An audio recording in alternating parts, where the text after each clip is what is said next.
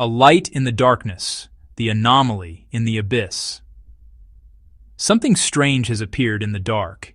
It is a faint reddish smudge in a deep field image.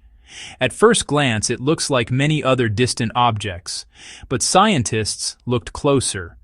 They measured its light, they calculated its distance, and they realized something was very wrong. This smudge is a galaxy. It is a galaxy from the dawn of time. It should not be there. The eye in the sky. Understanding the James Webb Space Telescope. To understand this mystery, we must first understand the tool that uncovered it. The James Webb Space Telescope, or JWST, is a marvel of human engineering. It is the most powerful space telescope ever built. Unlike Hubble, JWST is designed to see the universe in infrared. Infrared light is the key to looking back in time. As the universe expands, it stretches the light traveling through it, pushing it into the infrared. JWST is built to catch these ancient stretched-out photons. Think of JWST as a time machine. Light travels at a finite speed. From the Sun in 8 minutes, Alpha Centauri in over 4 years, Andromeda in 2.5 million. JWST can see objects whose light has traveled over 13.5 billion years, witnessing the cosmic dawn. Its 6.5-meter gold-coated mirror, cryogenic instruments, and tennis court sunshield make faint, ancient light visible. The discovery happened as scientists pored over some of JWST's first deep field data. They were scanning a patch of sky that seemed empty until JWST revealed a hidden tapestry. Among them was our target, just a small red dot. In astronomy, red often means old and distant. Expansion stretches early light toward red. Its redshift placed it when the universe was only 300 to 400 million years old. That alone is monumental. But its brightness and apparent size were the real shock. It was brighter than expected, seeming to hold a surprising number of stars. Lambda CDM predicts slow, bottom-up growth. This one looks massive, bright, and well-developed, far too soon. It's as if the universe was in a hurry. The discrepancy isn't minor. It challenges our timeline of structure formation. Light traveling over 13 billion years brings a clue from the edge of time, one that might change our place in the cosmos forever. A universe too fast? The crisis in cosmology. The issue isn't just about one galaxy, it's about the pace of everything. Lambda CDM has predicted the cosmic web, the CMB, and element abundances with stunning success. But it predicts an infancy of faint proto-galaxies, with conditions hostile to rapid star formation. The first stars were massive and short-lived. Their metal seeding takes time, generations. Yet this object looks metal-touched and star-rich. It's like building a skyscraper in a week. It strains the rules. Perhaps our assumptions about first stars or dark matter need revisiting. Maybe the first stars formed earlier were more massive, or dark matter behaved differently. If this holds up, it's a genuine plot twist for the cosmos. The announcement met awe, excitement, and healthy skepticism.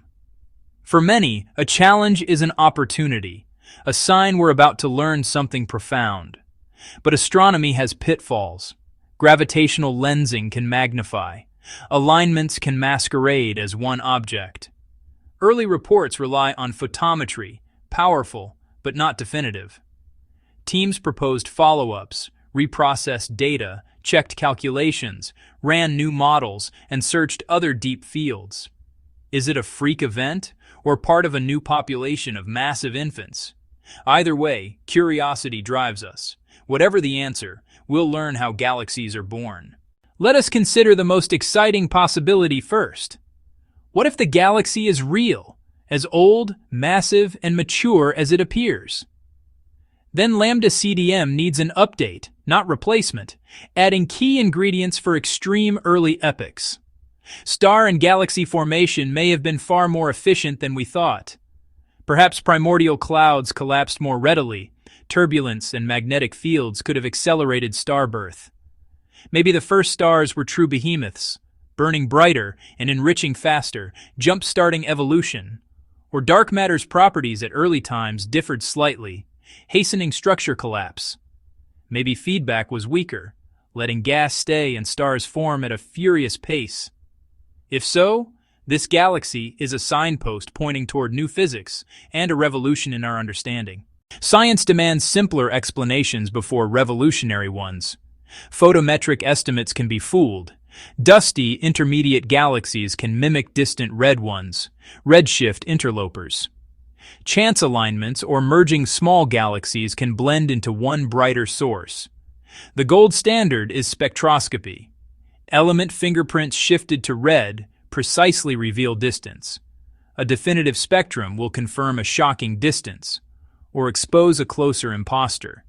And we must rule out gravitational lensing that could magnify the light and skew brightness estimates. There is a third explanation bridging normal galaxy and radical rewrite. It might be a quasar, light from a supermassive black hole's accretion disk, not billions of stars. A quasar explains brightness, but shifts the puzzle to rapid black hole growth in the early universe. Possible seeds, massive first stars collapsing or direct collapse of huge gas clouds, giving a head start to supermassive growth. Quasar disks have distinct spectra compared to starlight blends. Again, spectroscopy holds the key. Either way, we're seeing extreme, efficient processes our current theories don't fully capture. So, where do we go from here? The discovery sets a clear path. Follow up spectroscopy. Teams compete for JWST time to split faint light and lock the redshift with telltale lines. One spectrum, revolution or restoration. Find more like it, and trend beats anomaly, forcing our models to evolve. This is science. Observe, surprise, hypothesize, test. Globally, carefully, relentlessly. Whether it's new physics, mistaken identity, or a monstrous black hole, it has sparked our curiosity, challenged assumptions, and reminded us the universe is more wonderful than we can yet imagine. Keep looking up.